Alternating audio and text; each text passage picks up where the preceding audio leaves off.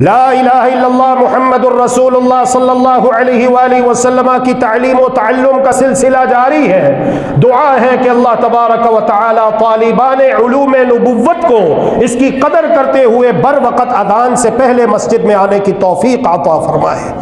اللہ رب العالمین ہمارے دلوں کے اندر یہ جذبہ پیدا فرما دے۔ یقیناً ہدایت تو من جانب اللہ سبحانہ و تعالی ہی ہے، ورنہ دیکھ لیجئے محمد الرسول اللہ صلی اللہ علیہ وسلم سیرت میں اکمل، صورت میں اجمل، اسراء و معراج سے مشرف ہونے والے، جن کے کھٹکھٹانے پر جنت کے دروازے کھولے جائیں گے، آپ بنفس نفیس مکہ والوں کے درمیان موجود ہیں، حتیٰ کہ طائف بھی تشریف لے جاتے ہیں، لیکن انہوں نے اس دعوت کو قبول نہ کیا بلکہ آگے سے پتھر مارے۔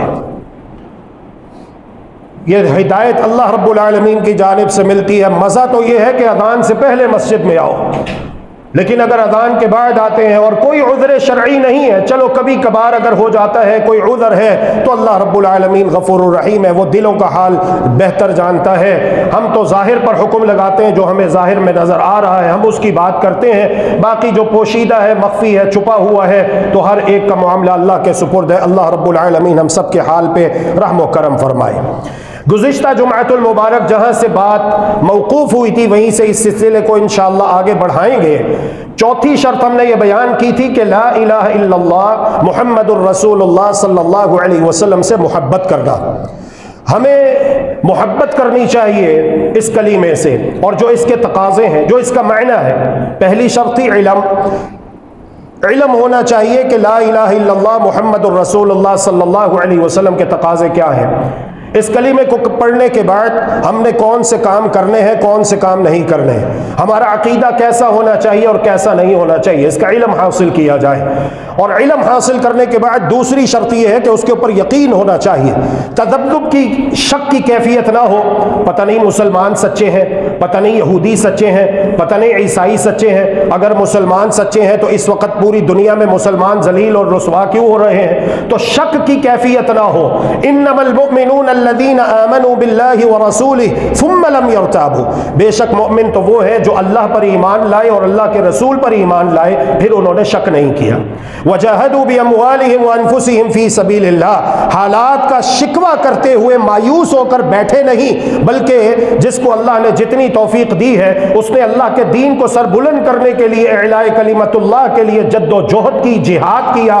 وجاہدوا باموالہم وانفسہم فی سبیل اللہ، اپنے مال کے ساتھ، اپنی جانوں کے ساتھ اللہ کی راہ میں جد و جہد کرتے رہے۔ اولئک هم الصادقون، یہی سچے ہیں۔ اور تیسری شرط یہ تھی کہ قبول، جو دعوت لا الہ الا اللہ پیش کر رہا ہے، ہبل چھوڑ دو، لات چھوڑ دو، منات چھوڑ دو، قبروں سے، مزاروں سے، درباروں سے، آستانوں سے، خانقاہوں سے، پیروں سے، فقیروں سے، قلندروں سے، سائیوں سے، قطب، قبلے، کعبے، اوتار جو دنیا والوں نے بنائے ہوئے ہیں، ان سے توبہ کرو اور دعوت کو قبول کرو، جو دعوت لا الہ الا اللہ پیش کر رہا ہے کہ اللہ کے سوا کوئی مشکل کشا نہیں، اللہ کے سوا کوئی حاجت روا نہیں، اللہ کے سوا کوئی بگڑی بنانے والا نہیں، اللہ کے سوا کوئی داتا نہیں، اللہ کے سوا کوئی گنج بخش نہیں، اللہ کے سوا کوئی غوث اعظم نہیں، اللہ کے سوا کوئی غریب نواز نہیں، اللہ کے سوا کوئی خزانوں کا، سلطنتوں کا، حکومتوں کا، بادشاہتوں کا مالک نہیں۔ اس دعوت کو قبول کرو دل کی گہرائیوں سے۔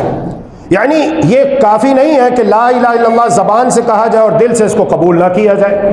اگر کوئی شخص زبان سے لا الہ الا اللہ محمد الرسول اللہ صلی اللہ علیہ وسلم کہتا ہے لیکن اس دعوت کو دل سے قبول نہیں کرتا تو اس کا حال منافقین جیسا ہوگا۔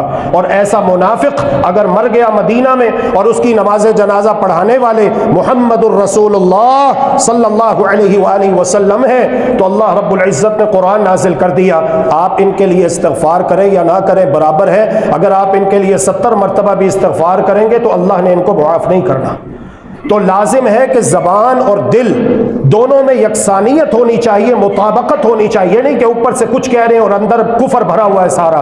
اندر یہودیوں کے ساتھ دوستیاں، ہندوؤں کے ساتھ دوستیاں، اور جو سچے مسلمان ہیں، سچے اہل ایمان ہیں، ان کو تکلیفیں پہنچانا، جس طرح کے مدینہ کے منافق مکہ کے کفار و مشرکین کے ساتھ مل کر محمد الرسول اللہ صلی اللہ علیہ وسلم اور وہ صحابہ جو ہجرت کر کے مدینہ طیبہ تشریف لائے ان کے خلاف سازشیں کیا کرتے تھے، پروپیگنڈے کیا کرتے تھے، تھے، باہر والے دشمن کے لیے راستے ہموار کیا کرتے تھے کہ آؤ مل کر ان کو مارتے ہیں اور ان کو صفحہ ہستی سے مٹاتے ہیں۔ تو ایسا ایمان اور اسلام اللہ رب العالمین کے ہاں قابل قبول نہیں ہے۔